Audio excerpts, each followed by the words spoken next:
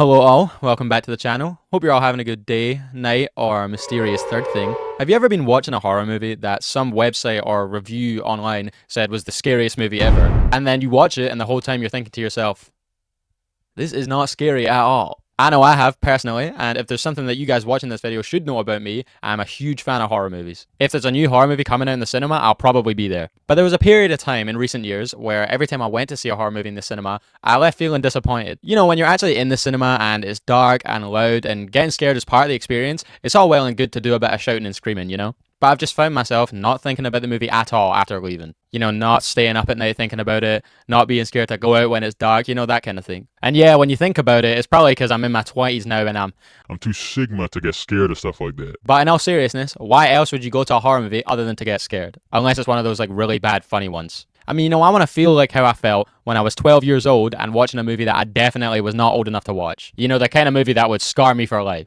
And if you're watching this video, you probably feel the same way too. So in this video, I've come up with some recommendations for movies that will actually stick with you. Some of the movies I'll just mention a particular scene that stuck with me, and some of the other ones I'll just talk about the movie as a whole. But I'll go into more detail in each of those in each section. Also, just letting you know now, all of these movies are already pretty well known. I'm not going to be covering some like niche foreign horror movie that doesn't have an English translation, can only be found on the dark web and costs like $12.50 to make. I know that will disappoint some of you, but I do want to keep these recommendations as easy to access as possible. You know, like you can just jump on a streaming site and watch them, because if I'm recommending you movies and you can't even watch them, what's the point?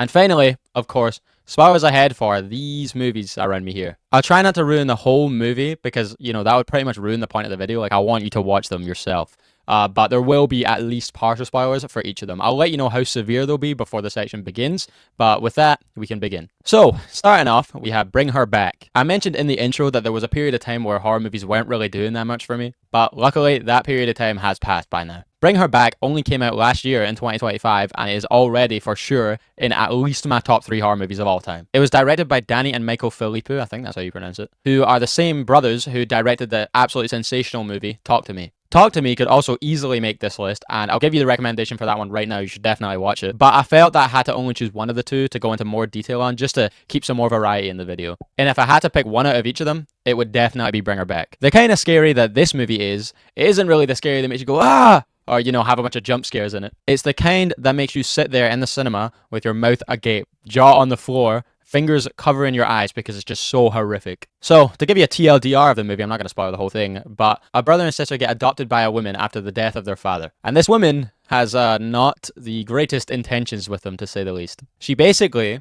wants to use them to perform a demonic ritual. And on that note, one of the greatest parts about this movie was the actual tapes that depicted the ritual. They were so visceral, and watching them, they honestly felt real. The main reason for this is because most of the effects within this movie were all practical, which in a horror movie, for me personally, is a huge plus. All of the gore throughout the movie, which there is a lot of, was really, really hard to watch because of the practical effects. Special mention to the scene with the table. That was by far the worst one. It was really, really bad. In a good way, though. But although the effects and the tapes were great, by far the best part of this movie was the little boy. His name in the movie is Oliver, and he was played by Jonah Wren Phillips. Throughout the whole movie, he's just disturbing, man, the whole time. Even the way he just stands and looks at people is just uncanny. And the makeup and prosthetics they gave him as well were amazing. By the end of the movie, I couldn't even look at him without feeling a little bit sick. I mean, he doesn't even have any speaking roles. He doesn't say anything to anyone. He doesn't talk during the movie, and he's still the scariest part of it. And these are all compliments, by the way. He's a phenomenal actor. I'm not just bullying some little kid. Anyway, I could spend this whole video talking about this one movie, but, you know, there's more to talk about, so I'll just leave it up with this. If you want to watch a horror movie that isn't jump scare, in your face scary, but actually disturbing, watch this one.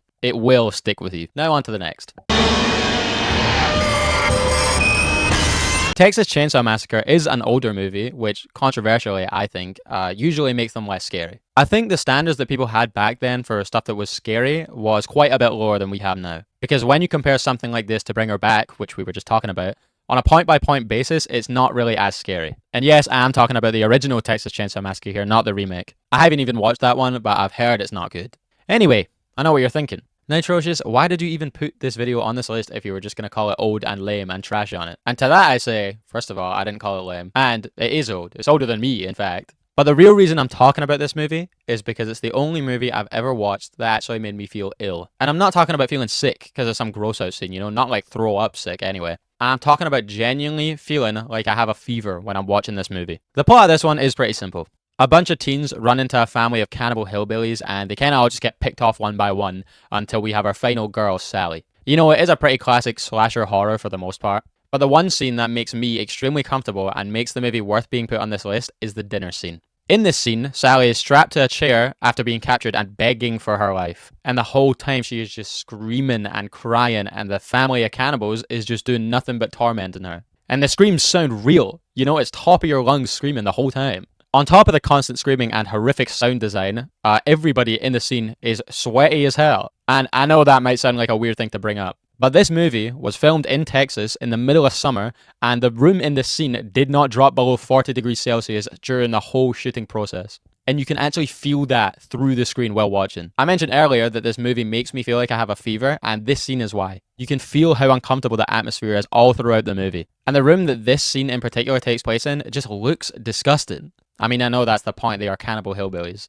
But still, one of the actors who worked on the movie actually said they would rather relive through the Vietnam War than film a scene like that ever again. That's how bad it was. The pure simplicity of it is just what makes this movie so great. It is simply just a girl begging and screaming for her life to a bunch of psychopaths who could not care less. Now definitely watch this movie. You are still human.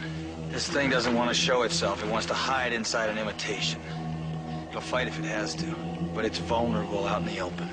If it takes us over, then it has no more enemies. Nobody left to kill it. And then it's won. Okay. I gotta admit that me including The Thing in this list is a bit of personal bias, as it is my favorite movie of all time. And if you were to ask me if this movie is outright scary, my answer would probably have to be no. When I watch this movie, I'm not on the edge of my seat terrified or covering my eyes and feeling sick like the last two movies had me. But, and yes, there is a but, there are different kinds of scary. The last two movies have been the kind of scary when you experience it there and then. You know, you watch it and you think, oh my god, this is low-key scary. But The Thing is a different kind of scary. It's the kind that worms into your brain and makes you think, what if I was there? What if that happened to me? What if you could not trust anyone and danger was around every corner? What if the people you thought you could trust were now strangers to you? And I know that's a lot of questions, but first, to briefly explain the plot of this movie, it's basically Among Us. And yeah, I'm serious. An alien that can shapeshift itself to look like other organisms invades an Antarctic outpost, and begins to slowly kill off and disguise itself as all of the members there. And as the movie progresses, all the characters obviously start to lose trust in each other, and basically start to lose their minds. For me, the best part about this movie is the order that the people are killed by the Thing is never revealed. You can make assumptions, and obviously when someone dies and they turn out to be the Thing, you can point out and say, oh, well, he obviously got thingified. But even after 40 years of this movie coming out, there is still no definite order for who died when. Like Bring Her Back as well, all of the effects within this movie were practical, even down to the alien itself. Which I suppose isn't too surprising given that the movie is old. But even to this day, the practical effects in it are still unbelievable. My personal favourite thing about this movie, and the reason I think all of you should watch it, is because everybody in this movie is actually smart. Everyone makes intelligent decisions, and in a genre like horror, where people quite often just get killed off because they're stupid, it's really refreshing to see. You know, there are movies where the plot hinges on people being dumb, but everybody in this movie is a scientist, or at least smart enough to be positioned on an Antarctic outpost, so it really makes the movie a lot more compelling to watch. Longlegs is also a more recent movie, just released in there in 2024. Unlike most of the movies on this list, the horror comes more from the atmosphere than it does from jump scares. That's not to say that there isn't any well executed jump scares in this movie, because there is. One thing I will say about Longlegs in particular is that if you missed this one in the cinema, you missed out on the best way to experience it. Which I know people might say that about every single movie, but this one I feel is true. I have watched Longlegs twice since it came out, one in the cinema and one at home. And this may also be because I'd already seen the movie and I knew it was going to happen, but watching it in the house was 100 times less scary than watching it in the cinema. I do think, though, this is because the sound was quite a large part of the horror within the movie. So if you have a big TV at home with good sound and a dark room, I think you should probably be fine. The plot of this one is about a detective that's trying to figure out a mystery about a serial killer because she has slight psychic powers. But you could have been fooled by the marketing. The marketing for this movie was exceptional because it never let a thing slip at all. You know, even after watching all the trailers that released for it before I seen it, I still pretty much went in blind. You know, I had no idea what was going to happen. And nowadays, when trailers kind of just reveal the whole plot of a movie most of the time, that was really good to see. But when you actually do go and watch the movie, you'll quickly see that the best part about it is Nicolas Cage as Longlegs. The opening scene in particular was really, really creepy, especially the way he talks to Piper, the main character.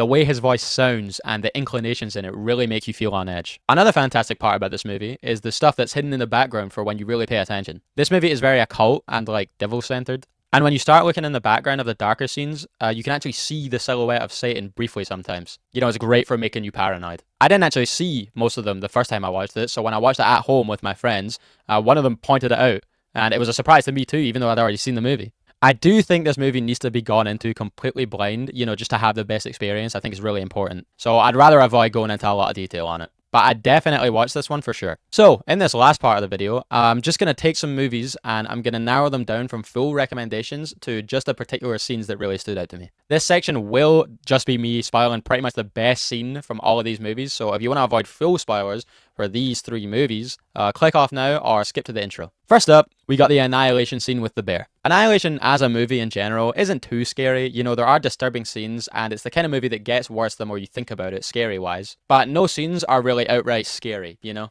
Apart from the bear scene. In this scene, we have 3 characters strapped to 3 chairs after the 4th character has completely lost her shit. And they hear the 5th character that got captured by a bear early in a movie screaming from outside. But it turns out that it's not their teammate. It's the bear screaming for help because it's somehow assimilated with that teammate. The design of this monster, which you should see on screen now, is by far one of the scariest creature designs I've ever seen in a movie. And the fact that it echoes the screams of help from a dead person really adds to it. This is another one of those like imagine you're in this situation type scares. Honestly, if a mutant bear with the face and voice of my friends pulled up on me, I'd probably just blow my brains out. But maybe that's just me, I don't know. Next scene we're going to cover is the Hereditary car scene. Hereditary is one of the most critically acclaimed horror movies of the past few years, and one of the few that I actually never managed to see in cinema. It took me years and years to watch this movie. You know, I'd heard it was really great. I don't know why I didn't watch it, but I only watched it last year. And yet, somehow, by some impossible odds, even though the movie was so popular, I somehow managed to avoid spoilers for it. So when the little girl got her head fully decapitated by some pole on the side of the road, my jaw fully dropped to the floor. I absolutely did not expect it at all. I don't think anyone did. You know, whether you watched the movie when it came out or you watched the movie years later, it was still a surprise to you. I was watching it with my friends at the time, and you know when you watch a movie with your friends, it's all jokes and laugh and taking the piss out of everything. But after that scene, the entire room was dead silent. No pun intended. The rest of the movie is plenty scary for sure, and you should definitely watch it. You know, the critics aren't wrong. But nothing else in the movie came even close to that car scene for me personally. It definitely peaked there. It was just shocking. Really shocking. And for the final scene of this video, we have the opening scene of Midsommar. I absolutely adore Midsommar. The aesthetic of the whole movie is fantastic, and the story's great too. But the opening scene is absolutely horrific. In a good way, obviously, because we're talking about horror movies here. But seeing the firemen work their way through the house, see that the car's ignition is on, find the dead bodies of the parents of the main character, and then see the sister with the hose strapped to her face. I mean, it was terrifying. I'd show you it if I could, but I'm pretty sure that would definitely get the video banned. I think the reason this is so terrifying is the fact that this could happen in real life. You know, there wasn't a monster, the devil wasn't there, it wasn't some mutant bear with your friend's voice. It was just a person who killed herself and her family. The violins in the background of the scene are also fantastic for setting that eerie tone. You know, they mimic the sirens of the fire engine as well. It's perfect. And the performance by Florence Pugh as well is just sensational. Her crying and wailing and saying no, no, no is so good that it makes you feel like it's real. It doesn't even feel like acting. And the best acting is when you can't tell that someone's acting. Anyway, that's it for the video. I hope you enjoyed. I know these were all pretty popular horror movies and there's a big chance that you've been recommended them before, but maybe some of you will find your new favorite movie here. If you're still here, please consider subscribing to the channel as it really helps. Thank you and have a good day.